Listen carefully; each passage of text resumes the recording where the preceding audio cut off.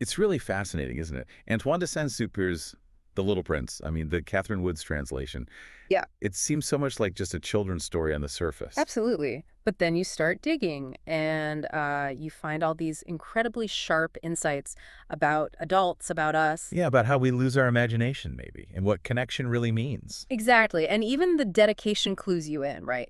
To Leon Worth when he was a little boy, Oh, right. He initially thought of dedicating it to the grown-up worth. but then corrected it. That idea that all grown-ups were children first, but, few remember it, it really sets the stage for this whole deep dive. Okay, so this scene, we've got this pilot, plane crashes in the Sahara, Yeah. miles from anywhere, utterly alone. Total isolation, life or death stuff. And then, bam, this little prince just appears. And his first request, it's so direct, draw me a sheep. It's such a contrast, isn't it? The pilot's desperate situation versus this almost whimsical demand. It immediately throws those different viewpoints into focus. The practical adult survival mode versus, well, something else entirely. Yeah, what is the prince's priority there? It makes you question what's really important from each perspective. Right? And it makes the pilot think back, doesn't it, to his own childhood. He wanted to be an artist. Uh-huh. Drawing number 1 and number 2. The boa constrictors. But the grown-ups, they just saw a hat. They couldn't see the elephant inside. And that just kind of crushed his artistic ambitions right there at age 6. So he becomes a pilot instead. It really speaks to how adult logic, maybe unintentionally, can just stifle that creativity. That imagination the little prince has in spades, yeah. So the pilot tries drawing sheep, fails, gets Yeah. frustrated, He can only draw those boas inside and out. That's all the grown-ups left him with. until finally he just draws a box, says the sheep you want is inside. And the little prince's reaction? His face just lights up. That's exactly how I wanted it. It's like the perfect example of a kid's imagination just filling in the gaps. It really is. He accepts the unseen, doesn't he? The box becomes the sheep for him. Yeah, he sees beyond the literal, something we adults, Hmm. well, we often lose that knack, don't we? We do. Huh? Why do you think that is? That capacity seems to fade. That's a big question. Maybe practicality takes over. Mm. Anyway, the pilot starts piecing together where the prince comes from, slowly. Through these little offhand comments the prince makes. Like when the prince sees the airplane, he's baffled. What? You dropped down from the sky. And then he asks us about the pilot's planet, which is the first real clue he's not from around there. It gets the pilot thinking, and us too, of course. Where is this kid from? But when the pilot asks directly if he's from another planet, He just sort of brushes it off, doesn't he? Looks at the plane and says something like, well, on that, you can't have come from very far. huh. Yeah, and then goes right back to looking at the sheep drawing. He keeps us guessing. It keeps the wonder alive, I suppose. We get these little fragments, like peeling an onion. Eventually, though, we get asteroid B612. The pilot becomes convinced that's his home. And he tells that whole story about the Turkish astronomer. Oh, yeah, the astronomer who discovered it back in 1909. But no one believed him because of how he was dressed in traditional Turkish clothes. Right. It wasn't until years later, in 1920, when he presented again wearing, like, European clothes, that they suddenly accepted his findings. It's such a pointed critique, isn't it? About how hung up adults get on appearances. Totally. The science didn't matter as much as the suit, basically. Makes you wonder what else gets overlooked because of superficial stuff. And the pilot connects it directly to how grown-ups ask about new people. Oh, yeah. Not what's he like, but how old is he? How much does his father make? All about numbers and data. He says if you tell them about a beautiful house, they ask the price. But if you say, I saw a house with pink bricks and geraniums, they can't picture it. Exactly. He says telling grown-ups the prince existed because he was charming and wanted his sheep wouldn't cut it. But mention asteroid B612, give them a number. Then they're convinced. It's a bit bleak, really. It is. And the planet itself, B612, it's tiny. Scarcely larger than a house. It puts things in perspective, doesn't it? Our world versus this little speck. The prince even says he can't go far, just walking straight ahead. And that small size becomes really important because it leads to the baobab problem. Ah, yes. The baobabs. These seeds. They look harmless at first. Some are good, some are bad. And the bad ones, the baobab seeds, if you don't deal with them right away on a tiny planet, They take over. Their roots spread everywhere and just split the planet apart. it's a powerful metaphor, I think, for, those bad habits or negative thoughts in our own lives. Things that seem small initially, but if you ignore them, They can become totally overwhelming, like that task you keep putting off, maybe. definitely. And the prince calls it a question of discipline. You have to tend your planet like you wash yourself. Pull up the baobabs as soon as you can tell them apart from the good rose bushes. Every morning. He tells that story about the lazy man who ignored 3 little bushes. And the consequences were disastrous. The pilot even draws that picture of the baobab-infested planet. And he uses this really serious moralistic tone for that drawing, which is unusual for him. It shows how significant that danger is. It's not abstract. It's a real threat to existence on that small scale. Okay, shifting gears a bit. The sun sets. Oh, the sunsets. He loves them. And on his tiny planet, he can see dozens a day just by moving his chair a few steps. It's such a simple image, but it says so much about finding joy in simple things, doesn't it? Unlike our often complicated adult pursuits. Then that line, you know one loves the sunset when one is so sad. Oof. Yeah. That hits hard. The pilot remembers the prince mentioning seeing 44 sunsets one day. 44. But the pilot never asked why he was so sad that day. That hangs in the air, doesn't it? That hint of melancholy, even loneliness maybe? It does. It adds another layer to him. Okay, so then we get to the sheep again and the flowers. Right. The prince asks a crucial question. Do sheep eat flowers, even flowers with thorns? And the pilot, he's completely stressed out. Engine trouble, running out of water. He's focused on matters of consequence, as he calls them later. Survival. So he just snaps back, flowers have thorns just for spite. Not his finest moment. Yeah. And the prince has this incredibly strong reaction. It's a real clash of perspectives, isn't it? What really matters. Totally. The prince gets so passionate defending flowers, he sees them as weak, naive things that think their thorns are serious weapons. He talks about the warfare between the sheep and the flowers and why thorns are even there if they don't work. And he keeps coming back to his flower, this unique bloom on his planet. How one sheep could just destroy it without a second thought. That's the horror for him. It contrasts so sharply with the pilot fixing his engine. The pilot even realizes he's starting to think like the grown-ups he dislikes. Leading to that brilliant red-faced gentleman analogy. The guy who only adds figures, never smelled the flower, never loved anyone. Just puffs himself up with importance and says, I'm concerned with matters of consequence. And the little prince just calls him a mushroom. Haha, yeah, pretty brutal. But it captures that feeling of being completely detached from what gives life meaning.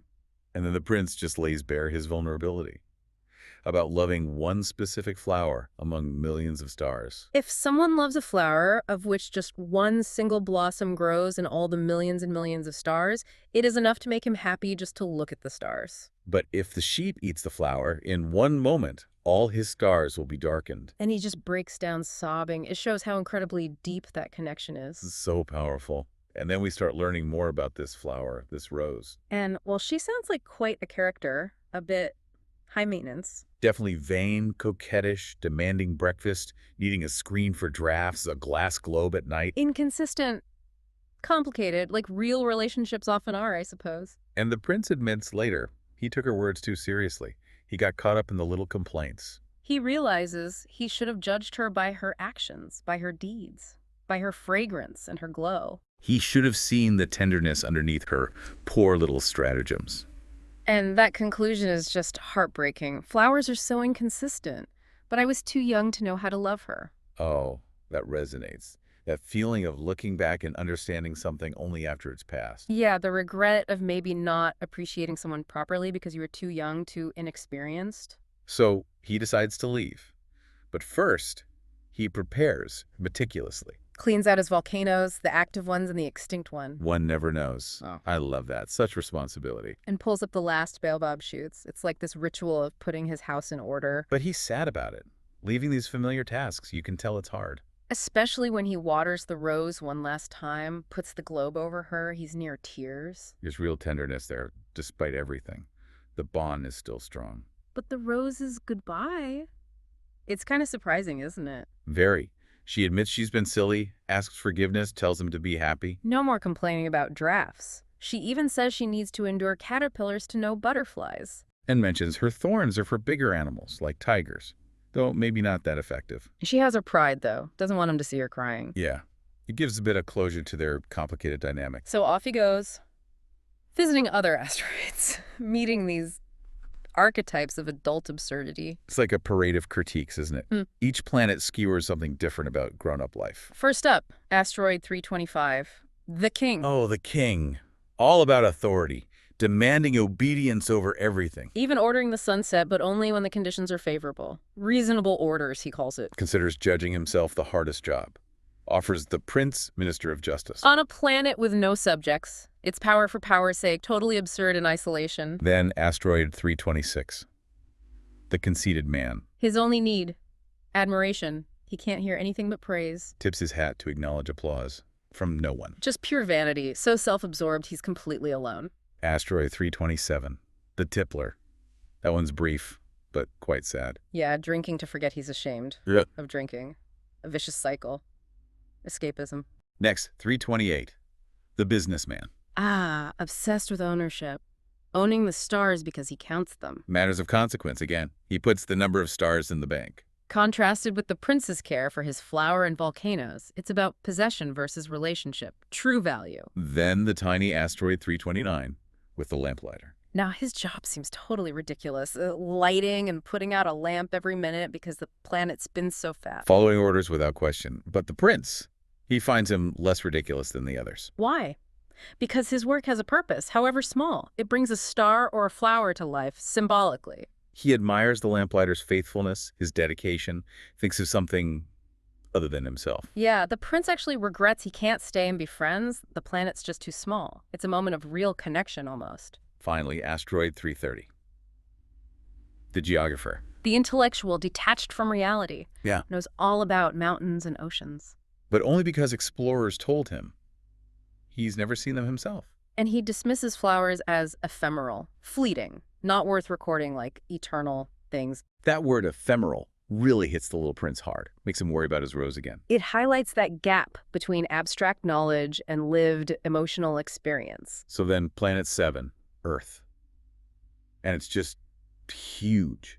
Billions of grown-ups. The pilot uses that amazing image. Before electricity, you needed 462,511 lamplighters. Performing this incredible coordinated ballet across the continents every evening. It emphasizes the scale, the sheer mass of humanity.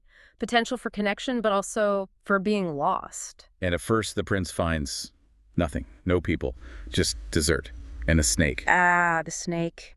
Very mysterious. Says he's more powerful than a king's finger. Can send people back to the earth from whence they came. Very ominous. But he also seems to recognize the prince's nature, calls him innocent and true, offers help if he gets too homesick. Introduces danger, but also maybe a way out. It's ambiguous. Then he meets just a simple flower, 3 petals, nothing like his rose. And here's an echo on a mountain, just repeating his words back. Which he finds boring, lacking imagination, lacking originality. These encounters seem to emphasize how special his own planet, his own rose, really was. Yeah. Compared to Earth's vastness and maybe indifference. Until he finds the rose garden. Oh, yeah. 5,000 roses, all looking just like his rose. And he's devastated, absolutely crushed. His rose told him she was unique in all the universe. And seeing this, Yeah. it shatters that belief. He imagines how annoyed she would be. He thought he was rich with this unique flower, but finds he just has a common rose. It forces a major reevaluation. Maybe uniqueness isn't about appearance. Maybe it's something else. Which leads him right to the fox. Yes. The fox encounter is so central. This is where he learns about taming. Establishing ties. Creating uniqueness through relationship. The fox becomes his teacher, really. The fox explains his own life is monotonous. Same chickens, same hunters.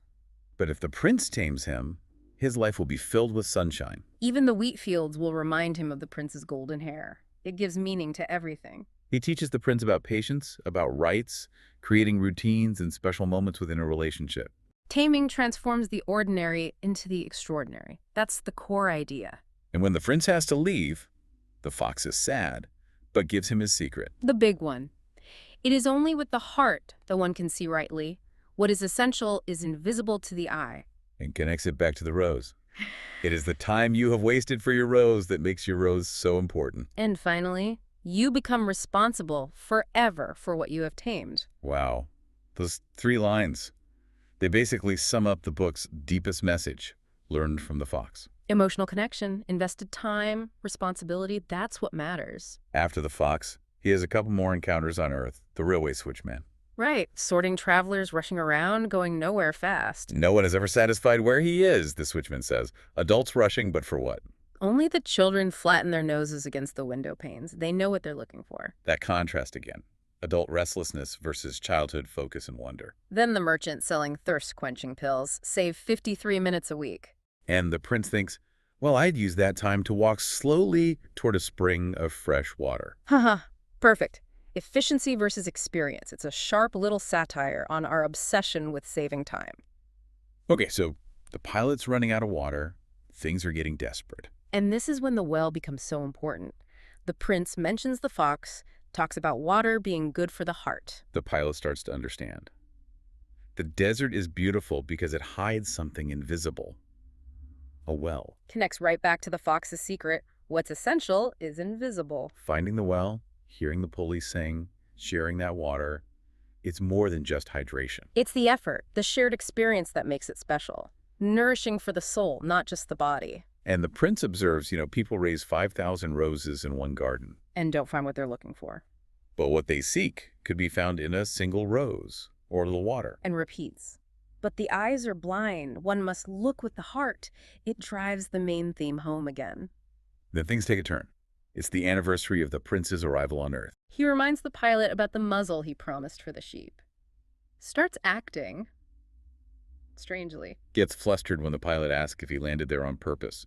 Tells the pilot to fix his engine but come back the next evening. There's a sense of unease. Something's being planned that the pilot doesn't understand yet. And the next evening, he finds the prince on top of an old wall, talking to someone unseen. Mentioning the right day but the wrong spot. Giving instructions about where his tracks will be in the sand. Saying he'll wait there that night. And then that chilling question to the pilot. You have good poison. You are sure that it will not make me suffer too long. Oof, yeah. That's incredibly unsettling. Hints at something deliberate and painful. The yellow snake appears, the one he met earlier. And the prince is just calm, accepting. He reassures the pilot about the engine repair, talks about his own journey home. Much farther. It is much more difficult. Suggesting it's not just a physical journey back to B612, it's something more. He gives the pilot the drawing, the box, the muzzle, a sad smile. It feels very final. It really does. The snake's presence confirms the method of his departure. That evening, the pilot is terrified, but the prince tries to comfort him with laughter. Reminds him his star will be right above where he landed. Says again, the thing that is important is the thing that is not seen. Connecting it all back. The flower, the water, the invisible essence. And his gift to the pilot, the sound of the stars laughing because he'll be laughing on one of them. Billions of bells. It's beautiful, but also heartbreaking. He tells the pilot not to come that night. Doesn't want him to see him suffer or look like he's dying. Warns him about the snake again. Says his body is too heavy anyway. Just an old abandoned shell. Not sad. Offers that comforting image. The stars will be like wells pouring water for the pilot to drink. And his very last thoughts. Responsibility for his flower. She is so weak. She is so naive. She has 4 thorns of no use at all to protect herself against all the world. He still feels responsible for her. Then, a flash of yellow. He falls gently. The shedding of the physical. Returning home. But his last concern is for the one he tamed. So the story jumps forward. 6 years later, the pilot is still grieving. Not totally comforted, but he believes the prince made it back because the body was gone. But there's this nagging question, this constant worry that haunts him. The sheep. The muzzle. The flower. Did he forget the leather strap for the muzzle? Just one small detail he might have overlooked. And if he did the sheep eat the rose? That uncertainty is just, it hangs over everything, the fragility of it all. He swings between hope and despair, right? Sometimes he hears the laughter and the stars, imagines the prince protecting the flower. Other times he imagines that one moment of carelessness and the stars weep. It all comes down to that one question. Has the sheep eaten the rose? A seemingly simple question, but for the pilot, for anyone who understands that connection, it changes everything. The whole universe looks different depending on the answer. So the call to us, the listeners, is to look up at the sky. Ask ourselves that question. It forces you to engage with that idea of invisible importance, of responsibility, of what truly matters. Because, as the book concludes, no grown-up will ever understand how important that question is. It brings it all back. That disconnect, the significance of the unseen bonds. The pilot ends by describing that landscape, where the prince appeared and disappeared, asking us to remember it. To wait there, if we're ever in that desert, and if we meet a little boy who laughs and refuses to answer questions. To send word that he has come back, that enduring hope. And knowing Saint-Exupéry's own life, the pilot, the writer, reflecting on solitude, friendship, meaning, it just adds another layer, doesn't it? It really does. It makes the story feel even more personal, more deeply felt, a timeless encounter.